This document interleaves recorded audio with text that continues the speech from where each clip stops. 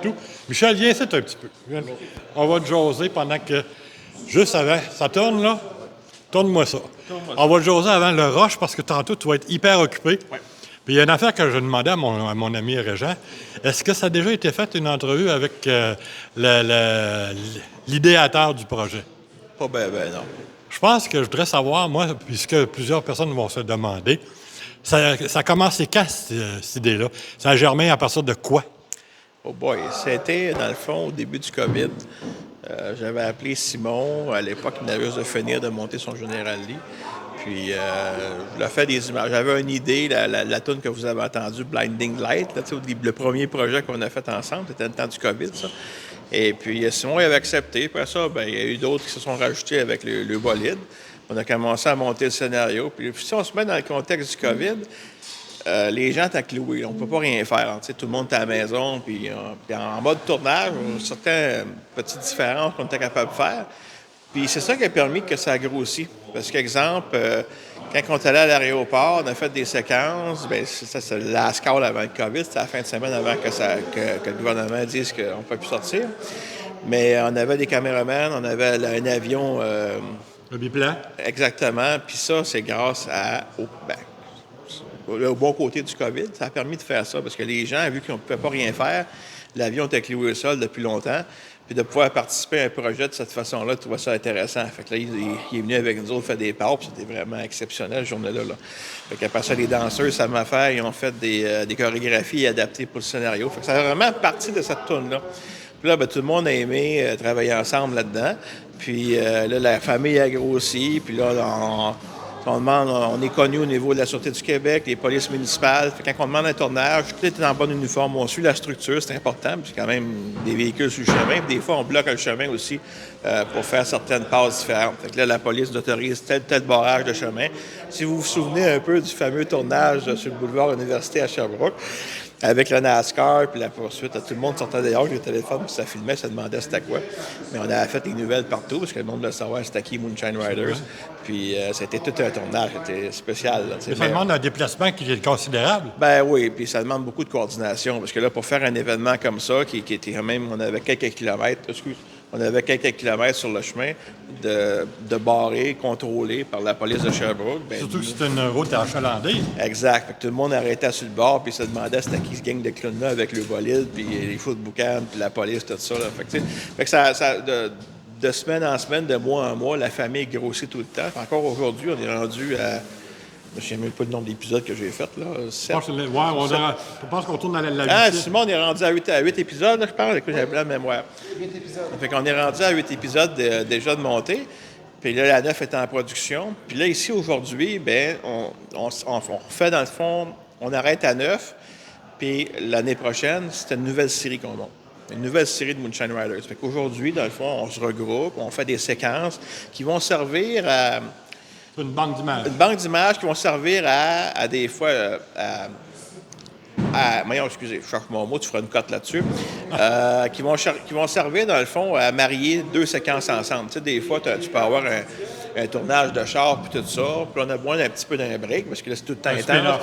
Un spin-off. Là, on prend des images ici. Fait qu'il y a des gens qui vont venir ici. On fait certains petits box-pop, comme dans un environnement de bar. C'est ça qu'on était prêt à préparer ici. Mais tu sais, les Moonshine Riders, on a beaucoup de vues sur Internet. TikTok, ça marche à la planche. Les gens nous suivent.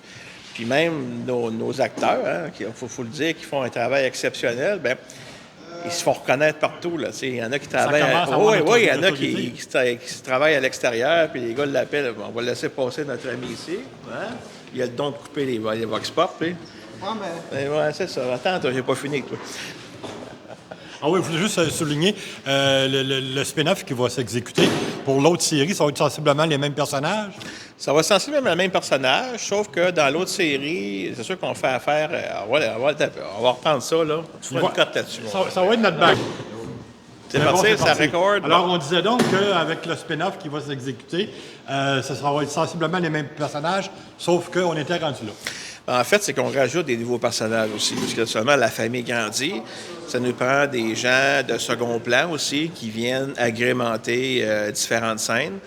Et puis, je ne peux pas tout vous dire, mais il y a des belles surprises qui s'en viennent dans la prochaine saison. Il va y avoir une belle évolution. Une belle évolution. Puis, Même les personnages, on va pouvoir les connaître mieux aussi. Ça, OK. c'est mon rôle de, tu sais, on est tout le temps, malheureusement, on ne veut pas dépasser trop de 15-20 minutes, parce que ça vient long à écouter. C'est pas comme écouter un film à la télé, là. Et puis, fait qu'on n'a pas le temps de rentrer vraiment dans la vie d'un personnage. Absolument. Puis les gens veulent savoir, ils s'identifient à, exemple, notre ami Jack qui passe son temps à passer en arrière de moi. Il y a des ménageurs dans la vraie vie, lui. Ben, c'est ça. Puis la police, quoi que ce soit. Fait que les gens s'identifient à ça, mais ils veulent connaître davantage c'est qui ce personnage-là en arrière. Puis dans la série, ben, on veut gratter un petit peu plus pour aller chercher ça. Ben, c'est justement ça, c'est intéressant. Puis juste rajouter un autre volet au niveau technique. Je pense que c'est un peu ton domaine qui, point de vue équipement, il faut que vous soyez très bien équipé. Ben, on peut regarder ça rapidement. Attends, On met ça sur la table de pause. je vais mettre ça sur la table de peau. Attends, je vais changer de place pour que mon caméraman puisse voir comme il faut. Ça, c'est juste un exemple parmi tant d'autres. Oui, bien écoutez, c'est un minimum d'équipement que j'ai ici. Je n'ai pas tout amené aujourd'hui parce que je n'avais pas besoin de tout l'équipement complet. Mais exemple, quand on fait des bonnes prises de vue, bien, c'est sûr qu'une vraie caméra, ça fonctionne bien. Comme vous avez souvent vu, on filme souvent avec des téléphones. C'est très sensible, mais ça reste qu'une bonne caméra comme ça, au niveau du rapprochement, le zoom est important parce qu'à un moment donné, ton char il est loin, tu vas aller chercher même la texture de l'asphalte, la chaleur, tout ça. C'est fait pour ça. C'est fait pour ça. Donc, OK. on utilise ça plus dehors. À l'intérieur, c'est un petit peu moins sensible. Donc, on prend quand même les téléphones pour avoir une meilleure sensibilité, mais dehors, c'est tout le temps avec ça. On met le micro à côté. Puis là, tu sais, on est capable de travailler là, sans problème avec ça. Là. Du point de vue esthétique, c'est toujours plus intéressant de se faire shooter avec une affaire de même. Oui, bien c'est sûr. Ben, c'est plus efficace aussi. Tu sais, on a vraiment des beaux plans intéressants. Là, toutes les technologies de drone aussi, quand on vient faire des images à plus haute altitude, on a des GoPros. Puis là, avec différents personnages comme Régent qui filme actuellement, ben, on a tout ce matériel-là. Puis là, moi, je suis en mesure d'avoir plein de plans de vue différents et être capable de monter. Parce que quelque part, on fait tout ça bénévolement, on s'amuse. Bien, c'est sûr. Puis il en manque tout le temps un à la bonne place des fois. Ça fait qu'en ayant plusieurs plans de caméra, on peut tricher. Qui fait que la série, vraiment... Bien, c'est ça qui est intéressant de souligner, c'est qu'on voit le résultat qui est diffusé sur la chaîne des Moonshine. Puis on dit carré que c'est vraiment fait de façon professionnelle. Puis ça nous incite à joindre l'équipe. Puis à ce moment-là, ben, si ça vous intéresse, si vous voyez les épisodes, c'est facile à donner son nom, soit comme figurant ou soit comme technicien. Exact. Parce que l'année prochaine, en fait cet été qui s'en vient, 2024, là, tu es le premier à enregistrer ça, fait que c'est bon. On va faire un gros rassemblement. Pas juste les vieux chars. On va aller chercher vraiment l'auditoire des jeunes qui ont des chars plus récents. Il y en a qui ont toutes sortes de véhicules là, vraiment qui sont optimisés. Fait qu'on fait vraiment un gros rassemblement. Puis dans le scénario, ben ça va être les vieux contre les jeunes, là, en parenthèse. Tu sais. Fait qu'on va aller chercher un autre auditoire. On ne dit pas encore où que ça va se faire, mais ça se fait naturellement ici en Estrie. Et puis là, on va aller chercher différentes sphères de gens, différentes passions. On va les regrouper en dessous des Moonshine Riders pour faire une série vraiment... Bien, ça va être intéressant de souligner, de voir des petites aisettes japonaises comparativement avec des vrais chars. C'est ça. C'est sûr qu'on ne pense pas de faire une course, là, comme rapide et dangereux, mais ça reste que ces gens-là, ils ont des passions eux aussi. C'est pas avec les vieux chars. Ouais. Des passions, ils ont de l'histoire. Il y en a qui ont mis gros de l'argent dans ces véhicules-là à pouvoir monter ça, les rendre vraiment à leur goût. Puis je trouve que ça me fait un beau clin d'œil de les emmener dans la série puis de trouver une place pour faire un scénario là. Mais si, on ne dénigre pas pour autant les voitures anciennes aussi, s'ils veulent se joindre à nous autres. Non. Parce que moi, j'ai fait l'acquisition d'un Thunderbird 66 récemment. Wow. Donc, j'aimerais ça qu'on pouvait l'installer à un moment donné. On pourra checker ça. Mais ça m'en revient au niveau technique. Il y a les montages aussi qui demandent énormément. Du point de vue de temps, là, à partir du moment où on tourne une shot, à partir du moment où ce qui est tourné, au moment où ce qui est diffusé, c'est une grosse année. Je vais vous donner un exemple. Si on remonte en 2000, dans le temps du COVID, justement. Bon, après, quand le COVID était fini, on tournait une fin de semaine sur deux. Ça a l'air banal, mais en fait, c'est qu'on tournait samedi-dimanche. Puis la semaine qu'on ne tournait pas, on montait tous les textes, toute la rédaction, tout le concept. Qui comprend, quel intervenant, quel char, à telle place. C'est énormément de préparation. Ça, c'est juste pour le tournage. Fait qu'on roulait même l'été au complet, là. Fait que les gars étaient motivés, on clenchait le samedi, dimanche, le soir, le dimanche, peu importe. Puis dans la semaine, là, j'embarquais ça sur la table de montage, puis je montais les séquences pour pouvoir un petit peu avoir une idée, un scénario, parce qu'on le faisait sur le fly un peu. Mais avoir le résultat, excuse-moi, ça doit être drôlement bien organisé chez toi. Oui, Oui, hein? quand même. Faudrait amener à aller voir ça, mon chum Ouais. Jean, on va aller faire des shots là-dessus. Ben ouais. Mais continue ton idée, c'est intéressant.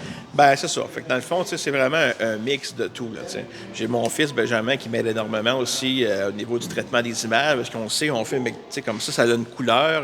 Les iPhones, il y en a qui ont d'autres types d'appareils. Fait qu'à un moment donné, dans la production, il faut ramener tout ça à la même couleur d'éclairage. Ça prend beaucoup de traitement.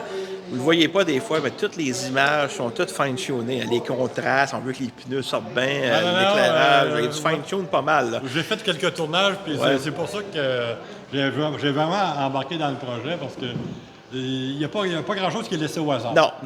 Fait que, tu sais, la prise de son, la musique, c'est tous des éléments importants en production.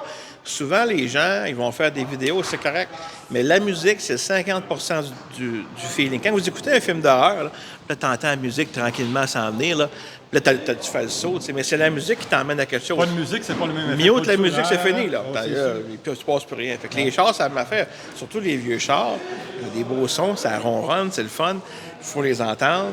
Le défi, c'est quand on est à l'intérieur du véhicule, ça amène du train en tabarouette, c'est difficile à séparer la voix puis le son. L'isolation était pas L'isolation était importante. La star de différents outils cette année qui va nous aider pas mal à faire le mix entre les deux. C'est beaucoup de travail juste en son.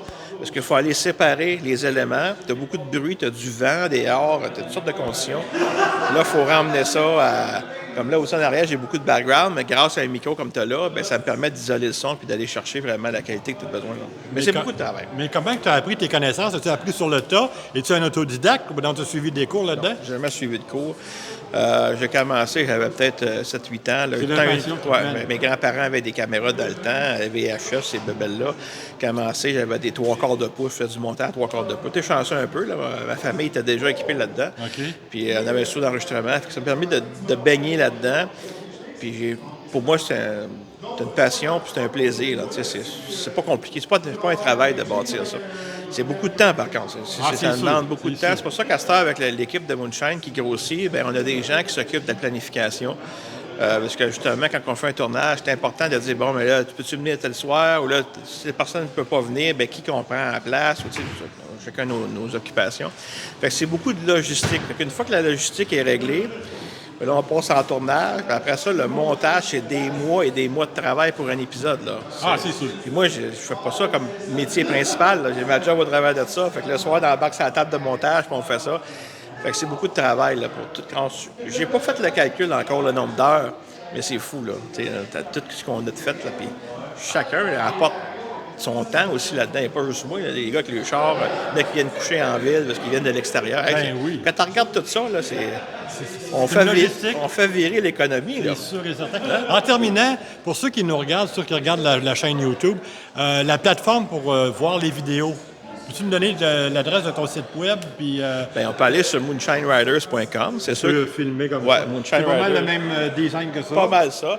Alors, c'est sûr que c'est moonshineriders.com. On est en mesure d'aller voir les épisodes. Mais présentement, on voit que les épisodes. Je vous dirais, dans le courant de l'année qui s'en vient, je vais intégrer toute la partie comme qu'on fait là, des vox pop, d'informations supplémentaires. Les bloopers. Les bloopers, oui, il y en a pas mal. Puis sur TikTok, on est bien actifs. TikTok, les gens sont ouverts là-dessus. Il y a beaucoup de gens, des jeunes, tout ça. Puis on a vraiment une belle clientèle sur TikTok. Fait qu'on publie gros les bloopers puis les petits à côté sur TikTok. Là. Puis pour voir ce qui se passe sur TikTok, ceux qui ne sont pas abonnés à la chaîne, y a-t-il un moyen de visiter la plateforme sans être abonné? Bien, c'est sûr que par Internet, on peut taper TikTok Moonshine Riders, on va arriver. Puis on est capable d'y aller par l'Internet. Souvent aussi sur la page Facebook, on va publier certaines vidéos aussi. Fait qu'on est en mesure d'aller écouter les Moonshine Riders sur TikTok. Là. Peu importe la manière, ça se fait pareil. Même si tu n'as pas l'application TikTok, ça s'écoute quand même. Là. Bien là, depuis qu'on a débuté l'entrevue, on a vu qu'il se passait pas mal de choses en arrière de nous autres. On va te laisser aller travailler.